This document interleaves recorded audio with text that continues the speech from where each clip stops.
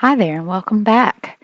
We are looking at section 2 today of chapter 1. We're going to be looking at the slope of a curve at a point. So we're starting with the calculus concepts without really taking derivatives or doing any real calculus yet, but we're doing calculus ideas. That's what we're doing today. So we're going to start with looking at a tangent line to our curves or our lines or what have you.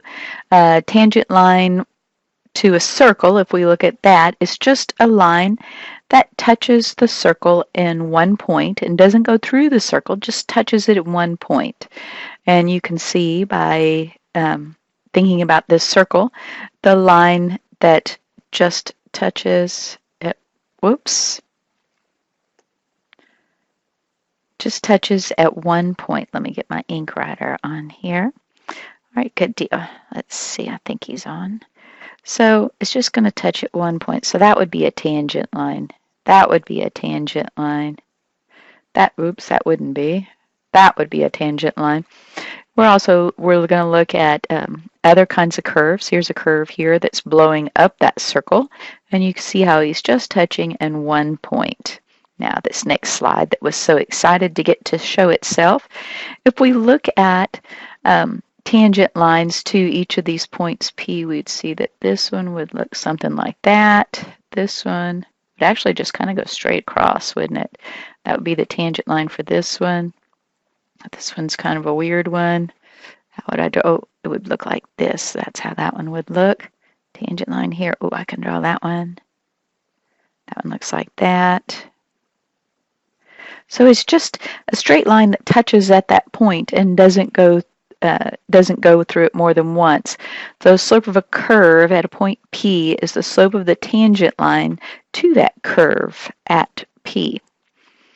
So if we want to estimate the slope of that line, we could just look at this line that we've drawn here and say, well, what's the slope of that line? So that would be up, rise 1, run 2. So m equals 1. So that would be the slope of this line at this point P. Slope is 1 at point P. Let's say we looked at another point. Let's say we looked at, right here. Let's look at this point. You could see that this slope right here would be much steeper. So the slope of our line is going to change if our curve changes. It's going to change depending on where we choose our P. So the slope of a graph at a point is defined by the slope of the tangent line at that point. The figure above shows that the tangent line at P rises 1 unit for each unit change in x. Thus the slope of the tangent line at P is 1. So here is this rate of change phrase again. The slope of a curve as a rate of change. The slope of a curve at a point P, that is the slope of the tangent line at P, measures the rate of change of the curve as it passes through P. That rate of change is very important, especially when we're discussing business and we want to know how prices change as a result of something else. So let's look at this figure, and we're going to decide whether or not these following statements are true. So the debt per capita rose faster in 1980 than in 2000. So 1980, I guess that's right around in here somewhere. So the rate of change is the slope of the tangent line. So let's look at him right like this. 2000, oh, that's right here at this tippy top. Notice how that would just be, so which of those slopes is greater? Well, that would be the one, debt per capita rose faster in 80 than in 2000. That's definitely true because it looks like the slope here is positive and it looks like the slope here is 0. So I would definitely say true just because this has a positive slope and this guy has a slope that looks to me it's about 0. The debt per capita was almost constant up until the mid-1970s. Oh yeah, because Look, if you try to draw a tangent line, it is just about constant. It stays right on there until about the mid-70s there. And then rose at an almost constant rate from the mid-70s to the mid-80s. Yeah, that's true, because both those slopes look like they're just following my blue line. Cool. Here's a prettier drawing than mine. This says the slope of the graph in 1980 is marked in red. Notice that slope. This was our first question.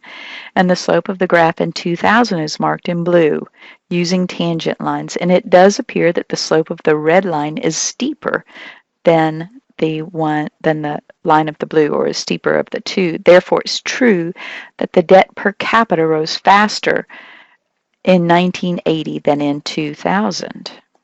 So let's look at this one. This is just once again drawing in red. The graph is nearly horizontal from 1950 until the mid-1970s, and it's marked in red. It is therefore true that the debt per capita was almost constant until the mid-1970s.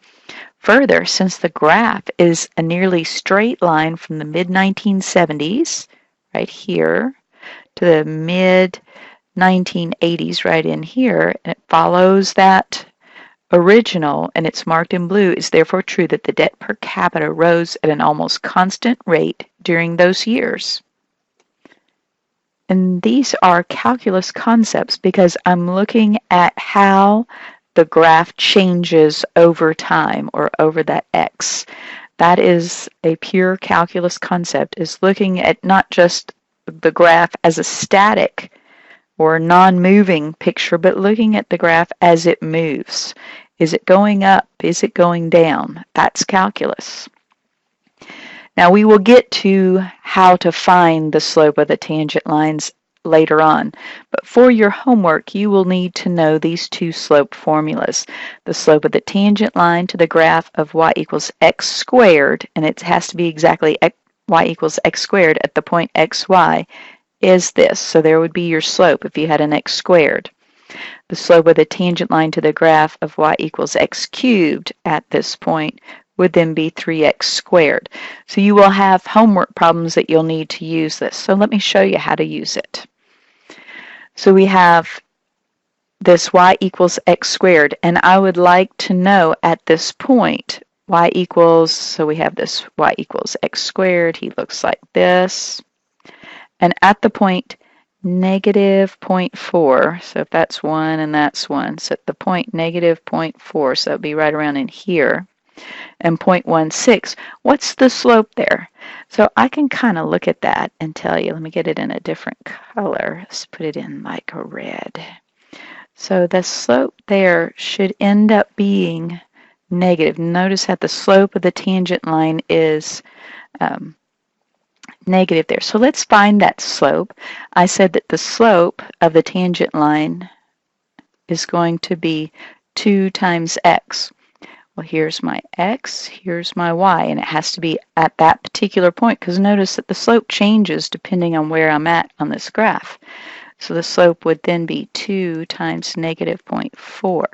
So the slope of this guy is negative 0.8. Now, they didn't just ask me for the slope, but this is the slope of that tangent line. I need to know the equation of that tangent line. That would be y minus y. 1 equals m times x minus x1 using that equation. Plugging in your point, there he is, and my slope. So there's my point, there's my slope. I'm going to plug that in. Y minus my y value is 0.16. My slope is negative 0.8.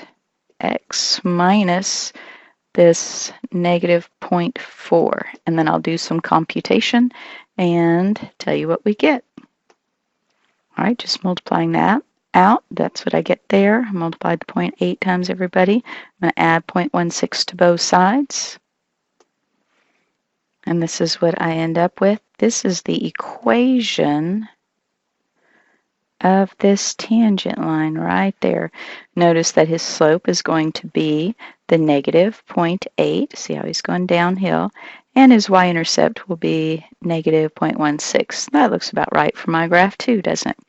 All right, that's all I have for you. Be sure and email me if you have any questions. Thank y'all very much.